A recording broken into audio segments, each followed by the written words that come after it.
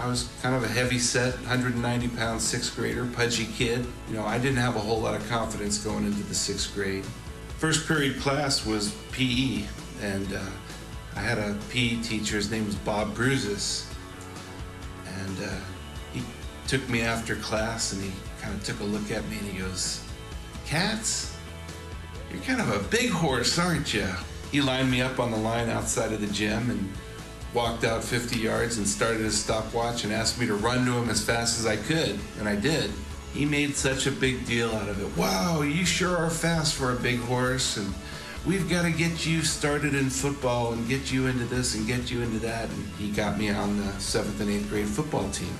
In wrestling, I ended up with a record of 98-2. I won the 1982 and 1983 Washington State Heavyweight Wrestling Championship for Cascade High School. I was the first state champion in any sport that the high school ever had, and I was the first two-time state champion in any sport that the high school ever had.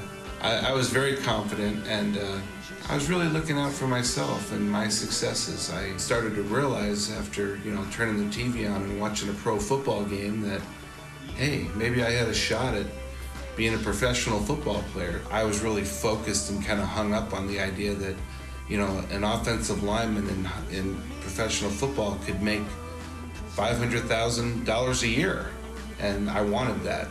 I ended up signing my letter of intent in February with Dennis Erickson over at University of Idaho in my living room. I had a full-blown free college education, free tuition, free books, free meals, free everything. I ended up earning a starting position my sophomore year at defensive nose guard. Going into the first two-a-day practices of the season, I ended up blowing out my left knee in a scrimmage, and every tendon in my knee was torn. My patellar tendon, my medial collateral ligament, my anterior cruciate ligament, my tibia bone was broken. It was a total reconstructive surgery that had to be done. They started the rehab process immediately. Came back my third year, and they moved me to offensive guard up until the Boise State game, and I ended up blowing my right knee in practice before that game, and that ended my season, my third year. My knees were shattered. Just to get up in the morning was just excruciating pain. I had to go soak in a bathtub for an hour just to warm my legs up for the day's classes and practices. I had a little bit of a weight problem because there was a lot of sitting around, and I had gained some weight, and I just wasn't the football player that I had been.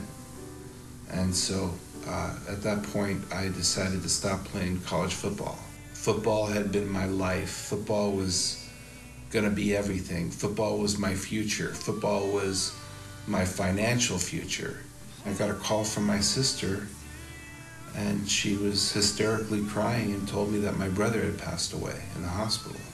My brother was my #1 fan. He considered himself to be an amateur photographer, and he would come around to all my games and all my wrestling matches, and he would take pictures of me. My brother left me his car, which was a 1972 Camaro.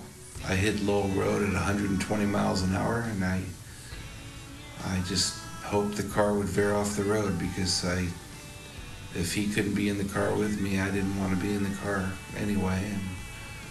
And my life didn't mean much to me at that time. With the loss of football, the loss of my brother, all that had happened to me, at that point, I just didn't think I wanted to go on.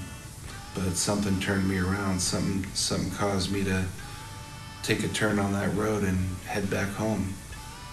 I know it was God. I do. I may not have been thinking about God at that time, but I know He was there with me. And I knew I had to turn around and go up and finish what I had started and go back to school.